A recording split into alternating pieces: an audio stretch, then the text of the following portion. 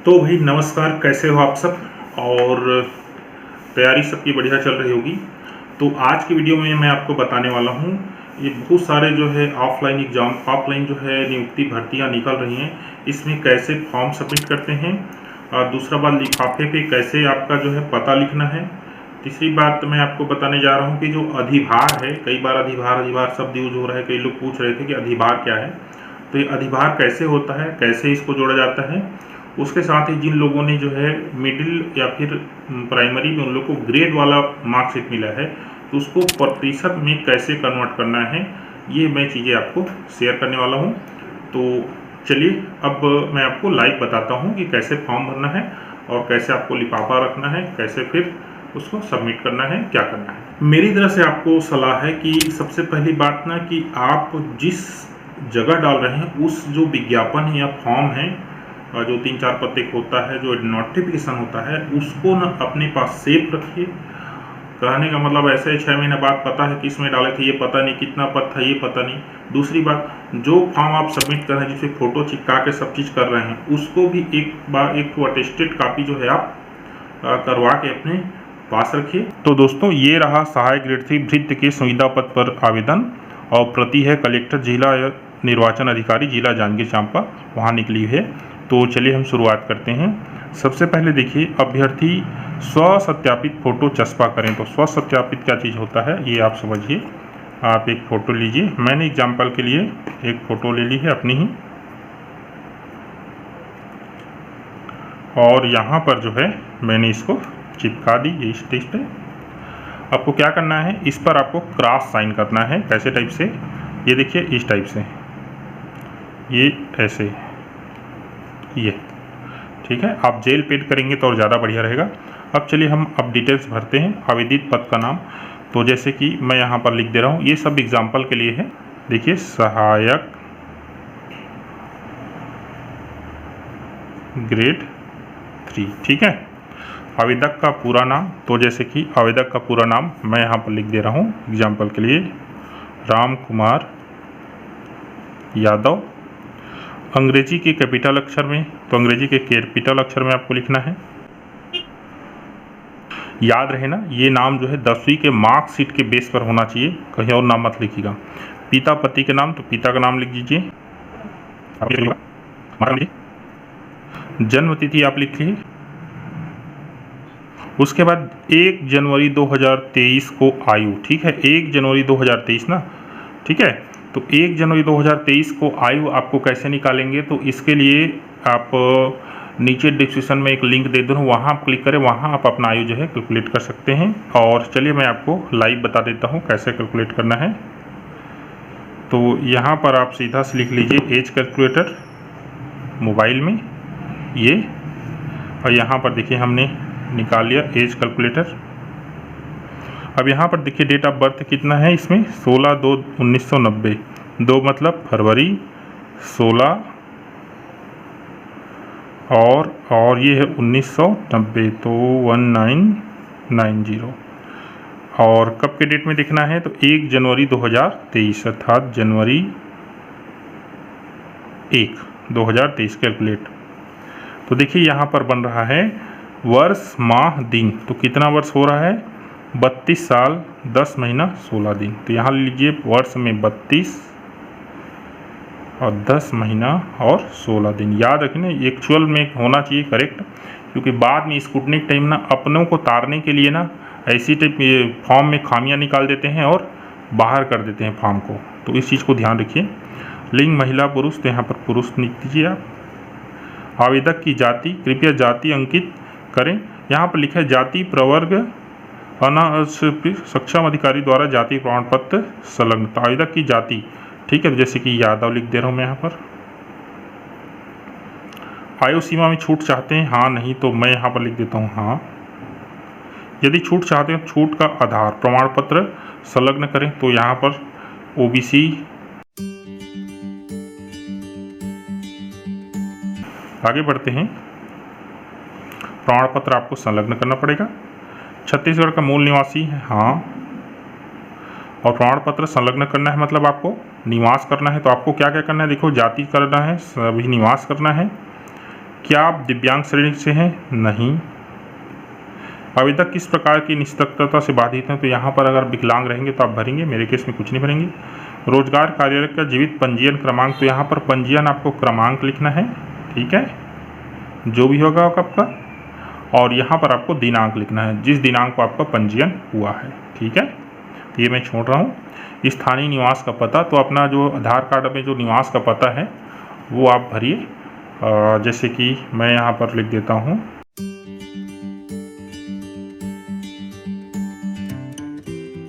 ये आधार कार्ड से लिखेंगे वो ज़्यादा बढ़िया रहेगा। अगला है वर्तमान पत्र व्यवहार का पता। इस सेम चीज़ को यहाँ पर कॉपी कर दीजिए, 495556 मोबाइल नंबर जो भी है लिखिएगा। इसके बाद है यहाँ, तो यहाँ पर उन जानकारियों को लिखिए जो, जैसे कि आप बहुत सारा मत लिखिए। इसके लिए क्या मांगा है आपका, 10+2 मांगा है सहायक ग्रेड 3 के लिए। उसके बाद PGDCA या DCA का जो है प्रमाण पत्र मांगा है, तो उतना ही लिखिए, बहुत सारा लिखने की ज़रूरत नहीं है।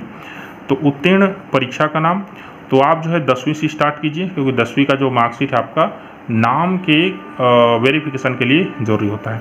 तो यहाँ लिख लीजिए 10वीं पास लिख लीजिए, और बोर्ड का नाम लिख लीजिए यहाँ पर छत्तीसगढ़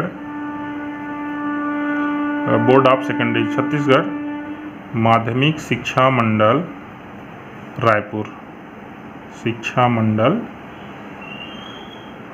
या छत्तीसगढ़ बोर्ड लिख सकते हैं तो भी चल जाएगा। छत्तीसगढ़ माध्यमिक शिक्षा मंडल रायपुर लिख दीजिए छोटा छोटा।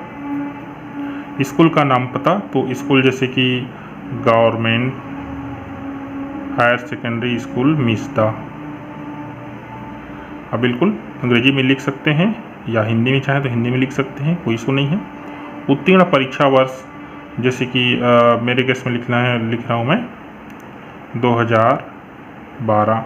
पूर्णांक जो है आपका मान लीजिए 500 है, प्राप्तांक है मान लीजिए 370 है। अब प्रतिशत निकाल लीजिए, तो 5 7 35 और 5 4 20 74। इसी तरह से आप 12वीं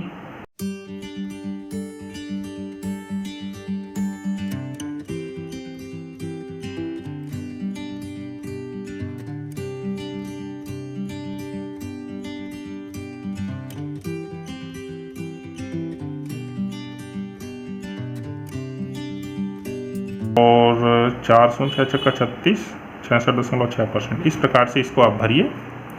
अब आगे बढ़ते हैं। याद रखिए ना, इस चीज़ के पीछे मत प्रिंट कराइए, ये दूसरा पेज लाइए। तो देखिए, अर्हकारी परीक्षा में प्राप्तांक पूर्णांक की जगह ग्रेड पद्धति से अगर मूल्यांकन किया गया तो जिस संस्था स्कूल से परीक्षा उत्तीर्ण की उसके प्रमुख से उक्त ग्रेड को पूर्णांक प्राप्तांक एवं प्रतिशत में परिवर्तित कर प्रमाण पत्र की सत्यापित प्रतिलिपि प्रस्तुत करेंगे। तो आप यदि ग्रेड में आपका 5वीं 8वीं है तो आप क्या कीजिए, स्कूल चले जाइए, वहाँ से आप सत्यापित करा लीजिए।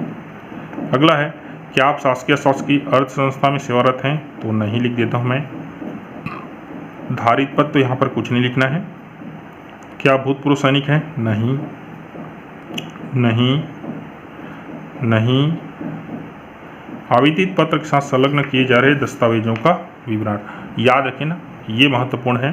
तो यहाँ पर सबसे पहले लिख देते हैं हम जाति प्रमाण पत्र की स्वप्रमाणित प्रतिलिपि,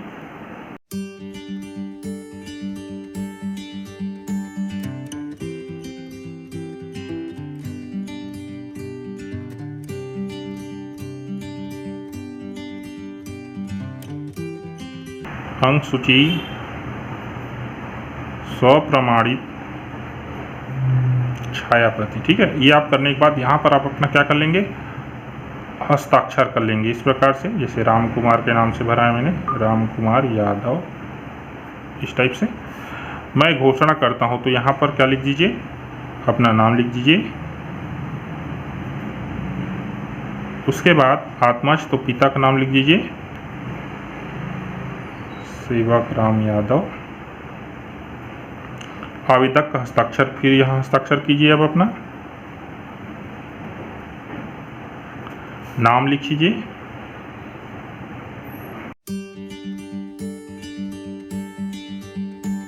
अकलतरा। आप जहाँ फॉर्म को भर रहे हैं वहीं पर है, ये जानिए, लिखना ज़रूरी नहीं है, ठीक है। तो इस तरह से ये जो फॉर्म है हमारा यहाँ पर ये जो है हो गया। अब क्या करना है अपने को, यहाँ पर लगाना है स्टेपलर। क्या लगाना है अपने को, स्टेपलर लगाना है। और उसके बाद चलिए हम लिफाफा को भी एक बार भर लेते हैं। तो ये देखिए, ये लिफाफा है, ये इस प्रकार से, ये मैंने घर में बनाया है। आप चाहें तो दुकान से ख़रीद सकते हैं और घर से ही बनाएंगे तो कोई दिक्कत नहीं है। तो ये लिफाफा कैसे भरना है, तो लिफाफा देखो भरने का एकदम आसान तरीका है। आप ना जो कुछ भी लिखना है, जहाँ इसको पहुँचना है उसको यहाँ पर लिखिए। आप चाहें तो इस प्रकार से लाइन बना सकते हैं, ये ले लीजिए इस प्रकार से। अब ये जो है कहाँ पहुँचना है, तो देखिए कहाँ आपको भेजना है वो आपके जो है विज्ञापन है उसमें लिखा रहता है, उसको शब्दशः आप लिखिए। तो देखिए आपको कहाँ भेजना है, यहाँ लिखा हुआ है कार्यालय कलेक्टर एवं जिला निर्वाचन अधिकारी, जिला जांजगीर चांपा छत्तीसगढ़। तो यही चीज़ यहाँ पर आप लिखिए।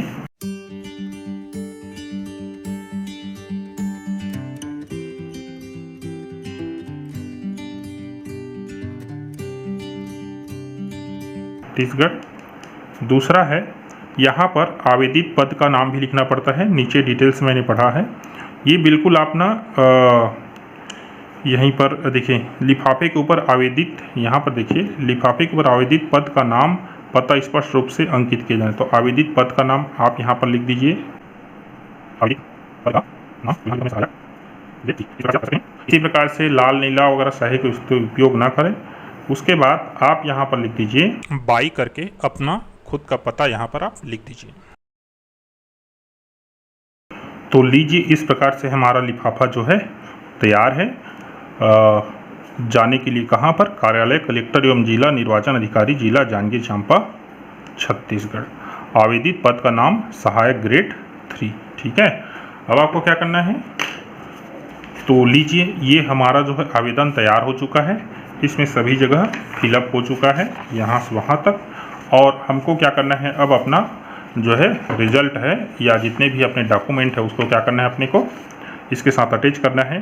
तो आप स्वप्रमाणित कैसे कीजिए, यहाँ पर खाली जगह में लिखता है, वहाँ पर आप राम कुमार यादव लिख दीजिए। और आप नीचे में अपना नाम लिखना चाहें तो नाम लिख सकते हैं, कोई इशू नहीं है। जैसे ये दस्तखत हो गया और ये नाम हो गया, वैसे दस्तखत और नाम इसमें एक हो गया, बाकी अलग हो सकता है, ठीक है। तो ये चीज़ें आप क्या कीजिए, इसके नीचे जो है अटैच कीजिए। कितना डॉक्यूमेंट आप करेंगे, देखो यहाँ पर आयु सीमा में छूट चाह रहे हैं, तो आपको जो है अन्य पिछड़ा वर्ग का प्रमाण पत्र चाहिए। और उसके बाद आप छत्तीसगढ़ का मूल निवासी अर्थात मूल निवासी प्रमाण पत्र चाहिए। 2 प्रमाण पत्र यहाँ हो गए। और यहाँ पर आपने कितने प्रमाण पत्र डाले हैं, 3, 10वीं 12वीं और HD, मतलब कुल कितना, 5।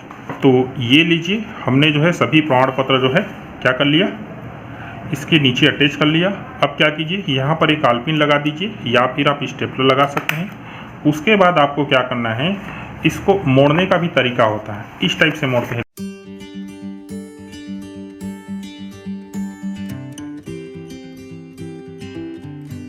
इस प्रकार से इसको आप अच्छे से मोड़ लीजिए। और उसके बाद आपको इस लिफाफे में इस प्रकार से आप इसको भरिए, ये फ़ोटो आपका सामने रहे इस टाइप से। ये हमारा रेडी हो गया। अब इसको क्या करना है, आपको इधर से आपको बंद करना है। ये लीजिए हमारा आवेदन अब जाने को तैयार है। तो इस तरह से हमको जो है एप्लीकेशन भरना है, आवेदन भरना है और उसको जो है पोस्ट करना है। अब आप इसको आप जाकर दे सकते हैं, कहाँ दे सकते हैं, पोस्ट ऑफिस में। याद रखिए पोस्ट ऑफिस में देने से पहले जो मैंने शुरू आपको बोला था वो चीज़ आप क्लियर कर लीजिए। शुरू मैंने बोला था इस पेज की, देखो ये पेज और ये पेज, इन दोनों का आपको ना एक फ़ोटो कापी करा के रखना है और उसको अभिप्रमाणित भी कराइए, अटेस्टेड भी कराइए। क्योंकि ना स्क्रूटनी के समय या बाद में आवेदन गलत भरा है कह के इसको बाहर निकाल दिया जाता है, लेकिन आपके पास एक प्रमाण रहेगा कि मैंने आवेदन भरा था सही, बाद में आपको इस चीज़ की ज़रूरत पड़ सकती है। तो इस तरह से आप इसको क्या कीजिए, भर लीजिए। ये और इसको आप जो है पोस्ट कर दीजिए। तो कई जो लगभग सभी जो ऑफलाइन मोड है जिसमें मेरिट बेसिस से होना है उसमें अधिभार बोला जाता है। तो अधिभार क्या चीज़ है ये हम समझते हैं। तो देखो यहाँ पर विज्ञापन पदों पर चयन निम्नानुसार विभिन्न परीक्षा के अधिभार के आधार पर किया जाएगा। ठीक है, तो ये क्या चीज़ है, आपका मेरिट लिस्ट में कैसे नाम आएगा अर्थात कितना नंबर बनेगा। देखिए एक शिक्षक है, मान लीजिए शिक्षक पद पर वो क्या कर रहा है, फॉर्म डाल रहा है। 10वीं का 20%, कितना, 10वीं का 20%। मान लीजिए अपने 10वीं में लाया है 80%, ठीक है। 12वीं का 30%, मान लीजिए आपने 12वीं में लाया है 75%। और स्नातक कॉलेज, मान लीजिए आपने कॉलेज में लाया है 55%, ठीक है। ये शिक्षक की देख रहे हैं हम। तो इसमें आपका टोटल कितना अंक बनेगा मेरिट बेसिस में। तो देखिए 10वीं में कितना है 20%, तो 80 का 20% निकालिए, 80 गुणित 20/100, 16 अंक, कितना, 16। 75% 12वीं इसका कितना है 30%, तो 75 गुणित 30/100 लगाइए, 0 0 75 दिया कितना, 3 पंचे 15 और 3 सत्य 21 से 22, 225 बटे कितना 10। तो यहाँ पर 22.5, तो ये हुआ 22.5 अंक। 55% इसमें कितना निकला है आपका 50%, तो सीधा 55 का आधा हो जाएगा 27 दूनी 54 मतलब 27.5। इस प्रकार से आपका मेरिट बेसिस में कितना अंक बना तो सबको टोटल कर लीजिए आप, 16, 22.5 और 27.5, 0 1 7 1 8 2 10 6, 16 के 6 हासिल किए 6। आपका मेरिट बेसिस में बना 66 अंक। ये देख लीजिए कुल 100 अंक है, 100 अंक में आपको कितना मिला 66 अंक। तो इस 66 अंक को आधार मानकर आपका मेरिट बेसिस में नाम आएगा। यदि 2 जने का 66 अंक आएगा तो उस स्थिति में एज को जो है ना वो प्रायोरिटी दी जाती है। तो दोस्तों ये रहा अधिभार वाला। अब दूसरा देखते हैं ये ग्रेडिंग वाला क्या चीज़ है, जिनको 5वीं 8वीं में ग्रेडिंग मिला है। तो देखिए उसके लिए या तो ना उसी विज्ञापन में कहीं पर आपको मिल जाएगा कि कैसे आपको करना है, या एक उदाहरण बता रहा हूँ। तो देखिए ये ग्रेडिंग जो है राज्य सरकार के द्वारा जारी की जाती है। इसी प्रकार से हर जो विज्ञापन है इसी प्रकार से कैलकुलेट की जाती है। तो देखिए ग्रेड ए है तो 90%, ग्रेड बी है तो 73%, ग्रेड सी है तो 58% और ग्रेड डी है तो 43% और ग्रेड ई है तो 16%।